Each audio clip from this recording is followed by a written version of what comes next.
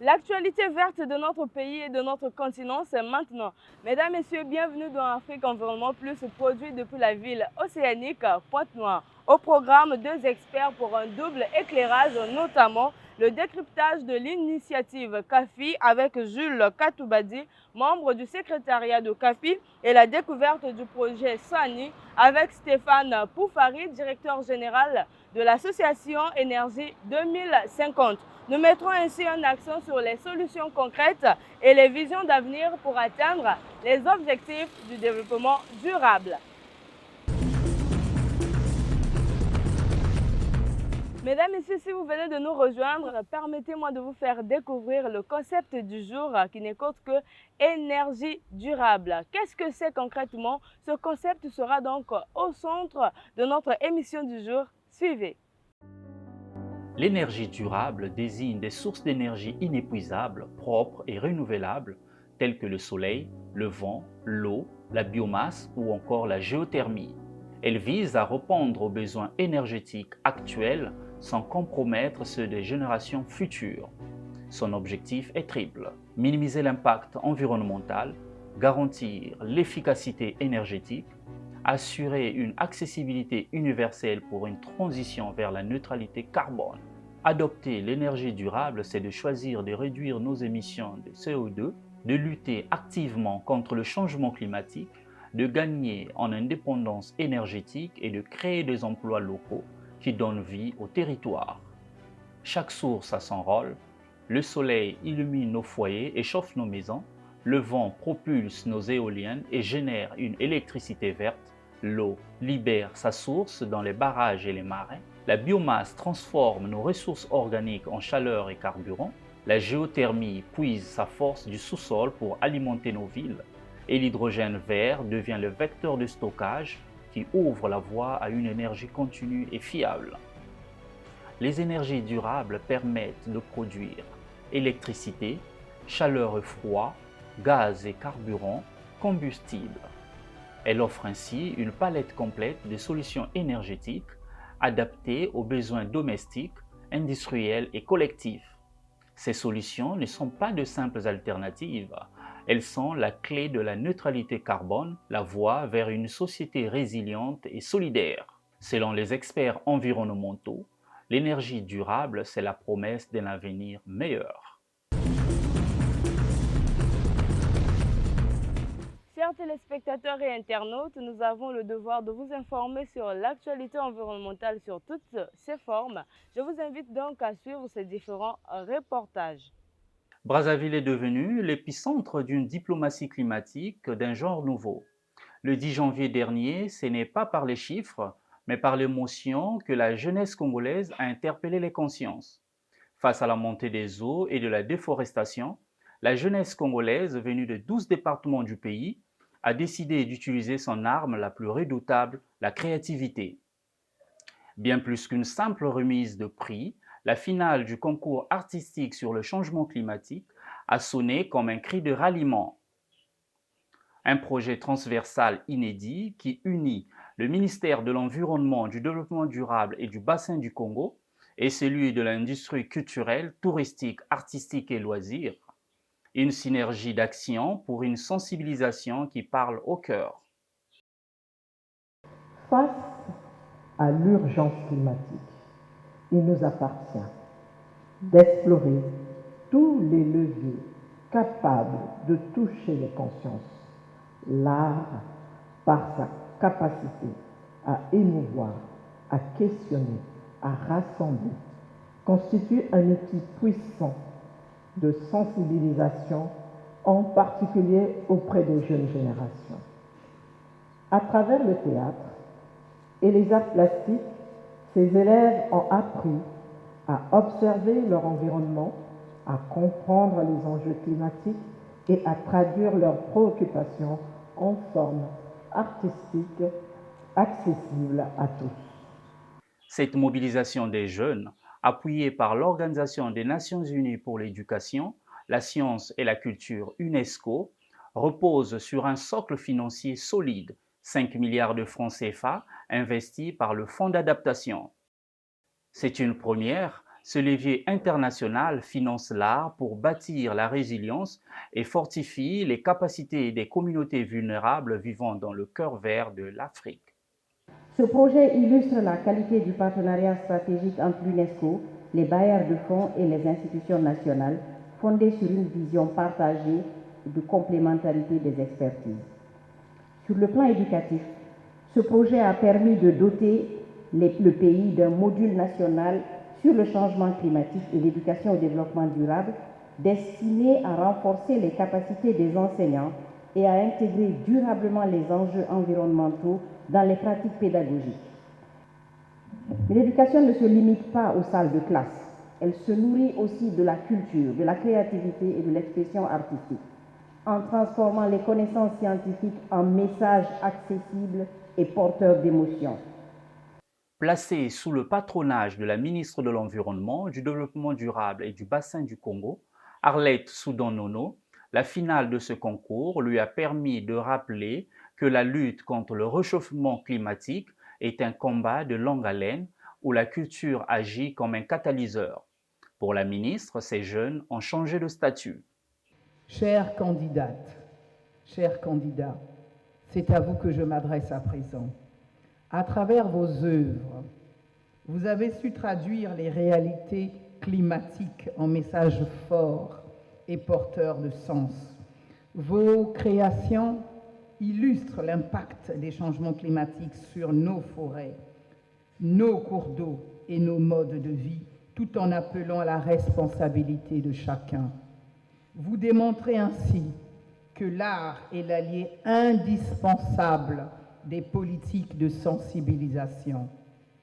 À travers la peinture et le théâtre, nos jeunes se révèlent être de véritables ambassadeurs du climat, capables de transformer des données techniques en messages sensibles et percutants pour leur communauté.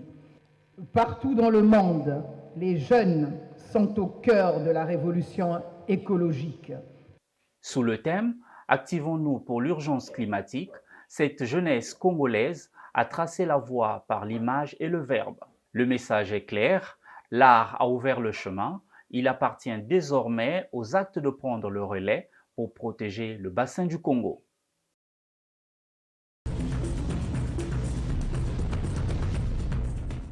C'est une nomination qui sonne comme un signal fort envoyé au reste du monde. À Malabo, le 24 janvier 2026, les chefs d'État de la Communauté économique des États de l'Afrique centrale ont confié les clés de l'environnement et de l'agriculture à un homme de dossier et de terrain, Maxime Ditaganga Dimavambo. Il devient ainsi le nouveau commissaire en charge du département de l'environnement, des ressources naturelles, de l'agriculture et du développement rural de la CEAC, remplaçant le docteur Honoré Tabouna. Alors que le bassin du Congo s'affirme comme le premier poumon climatique de la planète, ce nouveau commissaire n'hérite pas seulement d'un titre, mais d'une mission titanesque. Transformer l'ambition écologique de l'Afrique centrale en une réalité économique pour ses populations. Natif de la République démocratique du Congo, Maxime Ditaganga Dimavambo incarne cette élite africaine décomplexée. Ingénieur agroéconomiste de l'UNIKIN, il a consolidé son expertise au sommet de l'élite française entre le Panthéon et la Sorbonne. En prenant ses fonctions, Maxime Ditaganga Dimavambo ne change pas seulement de bureau, il change l'échelle d'influence de la sous-région. Face à l'urgence climatique, il est le nouveau visage d'une Afrique centrale qui ne demande plus le monde, mais qui négocie sa place de leader mondial de la résilience. Afrique Environnement Plus se poursuit, cette fois-ci en parlant de l'initiative CAFI pour nos forêts avec Jules Katobadi. Il est donc membre du secrétariat de CAFI. Il nous parle également de la notion CDN. Regardez. CAFI, l'initiative CAFI est une initiative qui est mise en œuvre dans les bassins du Congo, où nous avons 6 pays du bassin du Congo signataires de la déclaration de CAFI et qui ont une collaboration directe avec le CAFI. En termes d'engagement et de mise en œuvre déjà des activités, nous sommes avancés en République démocratique du Congo, en RCA, en Guinée au Gabon, au Cameroun et en République du Congo. Dans ces cadres-là, nous avons des lettres d'intention qui sont des engagements, des accords que CAFI signe avec le pays où sont définis des objectifs en termes de réduction de la pauvreté, de la protection des forêts. Dans ces cadres-là, il y a certains jalons clés qui sont liés directement à ce qu'on appelle la CDN, les contributions déterminées au niveau national. Pour ce qui concerne la République du Congo particulièrement, CAFI a soutenu le processus d'élaboration de sa CDN 3.0 en ce qui concerne les aspects techniques, mais aussi la collecte des données des secteurs comme l'agriculture, les forêts. Donc CAFI est directement impliqué dans ces processus-là. On a joué un rôle de premier plan à côté du gouvernement, bien sûr. On a accompagné le gouvernement pour l'élaboration de sa CDN en République du Congo. Pour les Gabon, nous avons soutenu aussi indirectement le gouvernement parce que les activités des CAFI contribuent d'une manière soit à l'atteinte de CDN ou à la collecte des données qui vont alimenter la CDN dans les autres pays comme au Gabon et dans les autres pays de la région que j'ai mentionné. C'est pour ça que l'intervention des CAFI était attendue pour démontrer comment nous accompagnons aussi le pays autour de cette thématique-là, mais aussi en termes de perspectives que représenteraient ces CDN de pays lorsqu'elles seront soumises. Après, dans le cadre de l'accord de Paris en 2015, chaque pays s'était engagé à contribuer à l'atteinte de l'objectif défini qui était 1 degré Celsius en termes de réduction des gaz à effet de serre. Et chaque pays, normalement, a commencé à soumettre depuis cette période ses contributions déterminées au niveau national qu'on appelle CDN. On a eu une première génération, la CDN, la première. On a eu une deuxième génération qui s'appelait la CDN 3.0. Normalement, c'est chaque 5 ans que chaque pays doit faire l'évaluation de sa CDN et après soumettre une nouvelle. Et nous sommes donc à la 3e génération où tous les pays sont venus à la COP30 à Belém avec des engagements rehaussés pour démontrer comment ils souhaiteraient contribuer à l'atteinte de cet objectif de l'accord de Paris au travers de cette CDN 3.0, mais aussi démontrer comment ils vont s'adapter aux effets des changements climatiques, parce que nous le savons aujourd'hui que personne n'est épargné et chaque pays doit soumettre sa contribution. Il démontre comment il contribue en termes d'atténuation, mais comment il s'adapte aux effets du changement climatique. En français simple, ce que signifierait la CDN, c'est un plan, c'est un document que chaque pays doit normalement élaborer pour contribuer à la réduction des gaz à effet de serre et s'adapter aux effets de lutte contre le changement climatique. C'est en français clair ce que je peux dire. Et au travers de ce document, les pays mobilisent des financements domestiques pour soutenir leurs contributions, mais aussi des financements externes pour appuyer aussi la contribution des États à la lutte contre le changement climatique. Mesdames, Messieurs, je vous invite cette fois-ci à prendre vos blocs-notes pour noter les différents événements environnementaux. Vous l'avez compris, c'est l'heure de notre agenda environnemental.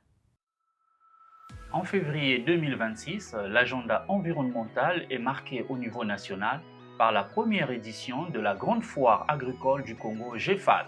Elle se tiendra du 5 au 15 février au Parc des Expositions de Bambou Migali dans le district d'Igné sous le très haut patronage du président de la République Denis Sassou Nguesso. Avec pour thème le progrès par la terre, l'unité par le travail, cette foire vise à promouvoir les produits locaux et l'innovation agritech. La GFAC 2026 réunira des producteurs, éleveurs, acteurs de la pêche et des experts de la transformation agroalimentaire. Vous y trouverez des pavillons dédiés à la gastronomie et aux équipements agricoles. Au programme, des expositions et des rencontres d'affaires. Du côté de Brazzaville, la cérémonie de restitution du programme OICA aura lieu le 6 février 2026 à l'Institut français du Congo à 14 h dans la salle André Gide. Cette initiative de l'espace Opoko consiste à présenter les actions réalisées ainsi que leurs résultats au cours de l'année 2025. Mesurer l'impact du programme OICA en faveur de l'éducation scolaire des enfants autochtones. Ce programme bénéficie de l'apport financier de l'ambassade de France au Congo. En rappel, l'espace Opoko a été créé pour soutenir l'éducation scolaire des enfants autochtones et leur fournir les outils nécessaires afin qu'ils puissent se défendre. Au niveau international, par des sommets majeurs sur la transition écologique et des journées thématiques sur le développement durable, le sommet mondial sur l'impact dit World Impact Summit se tiendra du 5 au 6 février à Paris est l'événement central réunissant des acteurs de l'impact positif, tandis que des journées techniques sur la biodiversité et les achats publics sont également prévues.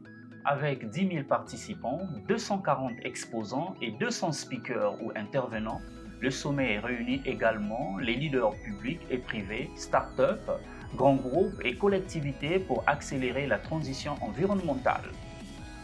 eWorld Énergie et Eau 2026, un événement clé pour l'industrie de l'énergie et de l'eau, aura lieu du 10 au 12 février 2026 à Essen en Allemagne.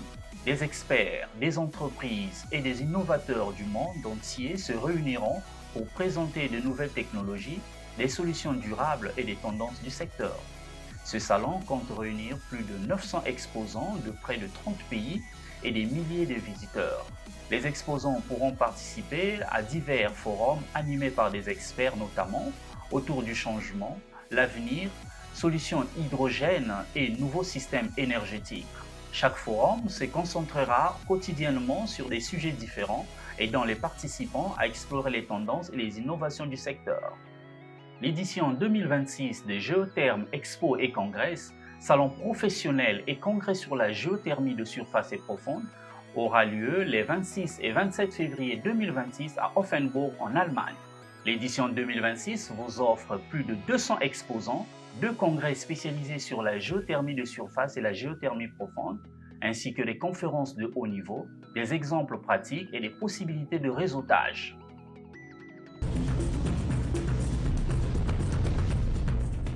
Mesdames, Messieurs, nous l'avions dit à l'entame de ce magazine, nous parlerons du projet Sani avec Stéphane Poufari, directeur général et fondateur de l'association Énergie 2050. Et bien, au-delà de son agenda chargé, nous échangeons avec lui par visioconférence depuis le Brésil. Alors Stéphane, bonjour.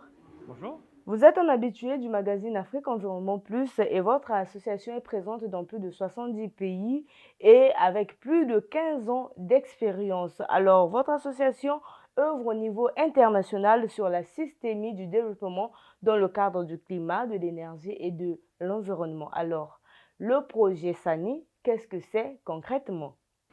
Alors, le projet Sani est un projet européen financé dans le cadre du programme Horizon Europe, qui rassemble 18 partenaires et qui a pour objet, en fait, de travailler sur l'accès à l'énergie pour les populations de réfugiés et les communautés rurales d'accueil en Afrique. Et donc, ce projet, en fait, est sur 4 ans et il travaille à la fois sur les technologies, un bouquet de technologies dont je pourrais parler plus tard, et aussi sur les moyens financiers pour accompagner cet accès à l'énergie et, dans un dernier temps, sur aussi le dialogue politique Union européenne et Afrique pour accompagner cette mise en œuvre. Alors Stéphane, merci pour ces précisions. D'après nos recherches et à vous entendre parler, ce projet favorise l'énergie durable en Afrique. Alors, comment les populations des pays de la sous-région pourront-elles bénéficier de ce projet? Alors, ce projet, il est très particulier en fait. Et d'ailleurs, il est très cher à notre cœur, à Énergie 2050, parce qu'il touche une problématique complexe et qui mélange énormément d'acteurs. La première problématique, j'ai oublié de dire, c'est que nous avons 2 projets pilotes dans le cadre de ce projet. Le premier projet pilote se trouve en Ouganda, dans le camp de réfugiés de Bidi Bidi, où il y a 270 000 réfugiés. Chacun comprendra l'énormité du chiffre. Et le deuxième projet pilote se trouve à Mahama, au Rwanda, où là on a 70 000 réfugiés. Et ça rassemble évidemment des partenaires ougandais, rwandais, mais aussi du Liban, d'Europe, d'Allemagne, de France ou d'ailleurs. Alors, je vais revenir maintenant à la question, comment les populations peuvent en bénéficier? Alors là, c'est un projet de recherche, mais qui est très intéressant, parce qu'il y a des bouquets technologiques qui concernent le biogaz, l'accès à l'électricité, le rafraîchissement, les foyers améliorés, donc une foule de technologies, l'irrigation, j'ai dit le rafraîchissement aussi. Et donc là, l'intérêt, c'est que ces technologies sont en phase de finalisation de développement. Et elles sont co-développées en fonction des besoins des utilisateurs. Donc ça, c'est quelque chose d'assez nouveau, avec la logique de créer une chaîne de valeur sur les pays, pour que les pays se l'approprient et puissent eux-mêmes le développer. Première chose. La deuxième chose, c'est que la question du financement est centrale. Et là aussi, pareil, on ne va pas simplement s'imaginer on apporte la technologie, mais on va regarder aussi la capacité des populations, qu'elles soient réfugiées et ou d'accueil, à aussi contribuer au financement. Et enfin, on va regarder à ce qu'on appelle de la finance mixte, c'est-à-dire de la finance humanitaire, de la finance privée, de la finance des utilisateurs, de la finance nationale et aussi de la finance climatique pour voir comment apporter des solutions qui puissent accompagner ces solutions sur le terrain et pour qu'elles se déploient. Voilà à peu près la réponse. Donc c'est un sujet qui est fondamental parce qu'on doit rendre accessibles les innovations technologiques parce que comme ça a été dit, ça reste souvent un luxe dans les pays. Mais ce qu'il ne faut pas aussi oublier, c'est que les gens qui n'ont pas accès à l'énergie, ce qui est le cas de ces populations dans le cadre du projet SENI, et pour une grande partie de la population africaine, c'est qu'ils payent l'énergie néanmoins très cher. Et ça, c'est le paradoxe. C'est qu'ils n'ont pas un service énergétique durable, ils utilisent souvent des énergies fossiles ou du bois énergie, très polluant, aussi pour des questions sanitaires, mais n'ont pas accès à une énergie durable. Donc c'est là le paradoxe, on doit utiliser cette réalité pour développer le projet SENI et des solutions de technologie innovantes. Stéphane, vous le savez mieux que moi, dans certains pays en développement, l'accès aux technologies et à Internet haut débit est encore un luxe. Alors, comment capitaliser à travers le projet SANI? Alors, c'est un peu tout l'enjeu du projet. Alors, tout d'abord, je dis aussi pour les gens qui vont nous écouter, je tire un peu sur la voix, parce qu'actuellement, il y a un énorme orage à la COP 30 et que du coup, le bruit est très fort. Donc, pour vous dire, là, du coup, c'est aussi une des parties assez intéressantes du projet, d'ailleurs, qui est sous la responsabilité d'Énergie 2050, c'est d'alimenter le dialogue politique. Parce qu'il faut qu'il y ait un cadre de mise en œuvre. Et il faut que les populations, pour qu'elles en bénéficient, il faut qu'il y ait un cadre favorable. Donc on va travailler sur les outils, qu'ils soient nationaux, internationaux, bilatéraux ou d'une manière générale, j'ai envie de dire économique, pour qu'on puisse déployer des feuilles de route et qu'il y ait une mise en œuvre concrète.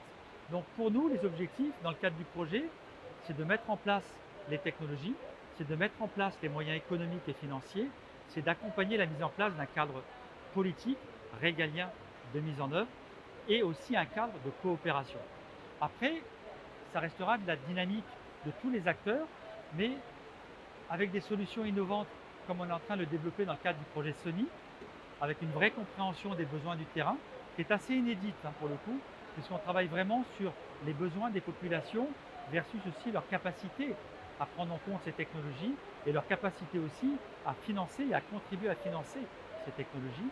Donc on espère que la feuille de route va déployer réellement, rapidement, ces solutions technologiques.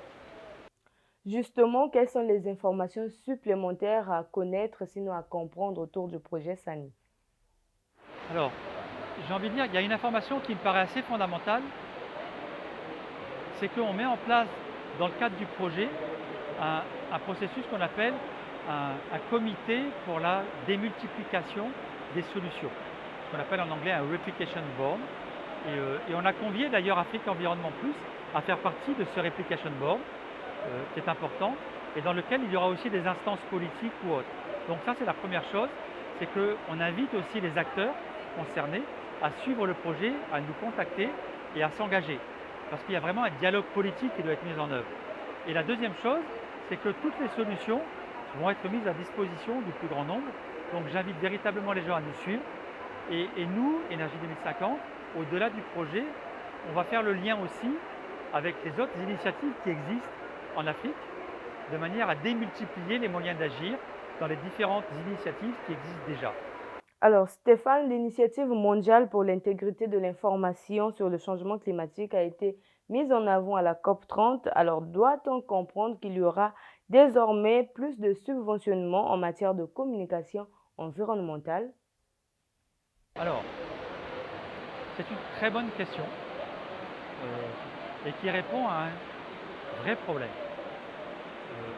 Et là, je vais me permettre de citer l'exemple qu'on a vécu à Brazzaville au mois d'avril, le FOMA Défier, qui a été le premier forum environnemental sur la communication institutionnelle, publique, privée dans le bassin du Congo, et qui remet en avant toutes les problématiques de la communication.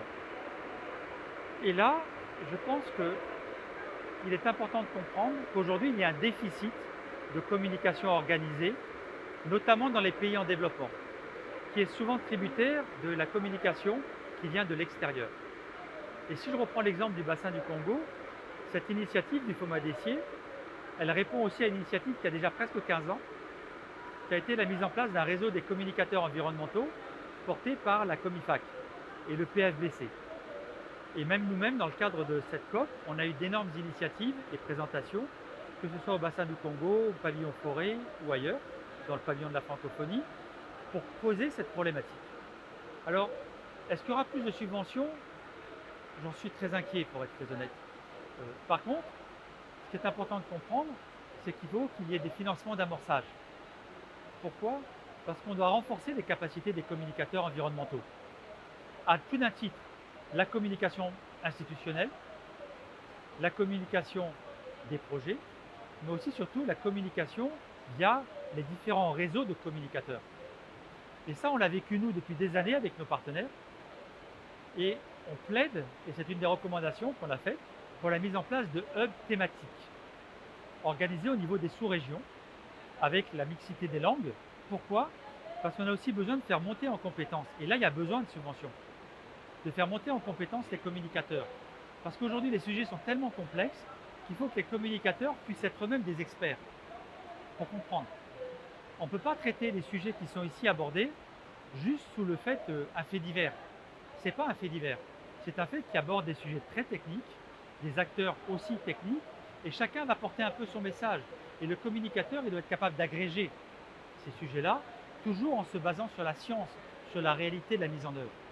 Et donc, dans le cadre de ces grandes initiatives, oui, on espère qu'il y aura des financements, mais on espère surtout qu'il y aura une organisation un peu plus mieux structurée pour que les hubs de ressources partagent l'information, qu'on ait des comités d'experts qui puissent ensuite mutualiser l'information et la répartir, que ce soit sur les médias de brousse, que ce soit la presse écrite, la presse télévision. Et je terminerai là-dessus en disant, vous-même qui faites l'interview, vous êtes de Afrique Environnement Plus, et moi je travaille, on est partenaire Énergie 1050 depuis plus de 15 ans. Et on l'a dit déjà dans différentes conférences, parce qu'on vous connaît, on a tendance à vous considérer un petit peu comme des héros, des super-héros de la communication. Pourquoi? Parce que vous faites avec très peu de moyens un travail incroyable. Mais ce n'est pas normal. Dans les autres pays, et dans beaucoup de pays, un communicant, il vient quand il a un financement, quand il est payé pour faire un reportage. Et on voit ici des grandes entreprises, notamment de pollueurs, qui ont des armées de communicants et qui vont faire un peu du greenwashing. On voit plein aussi de pays qui n'ont pas de communicants dans les pays en développement.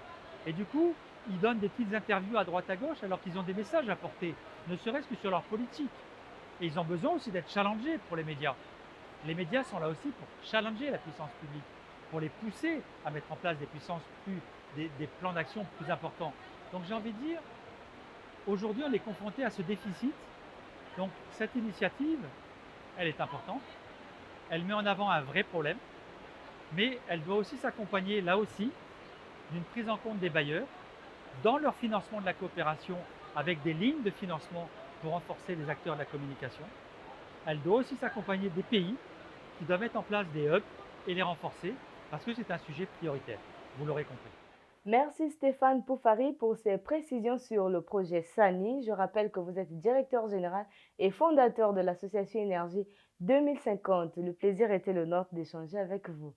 Mesdames, Messieurs, de la gestion forestière avec CAFI à l'énergie solaire avec SANI, l'Afrique dessine ainsi son futur durable. Après avoir donc digéré ce cocktail d'informations environnementales, chers téléspectateurs et internautes, nous vous remercions pour votre fidélité à ce magazine Afrique Environnement Plus. On se retrouve la semaine prochaine.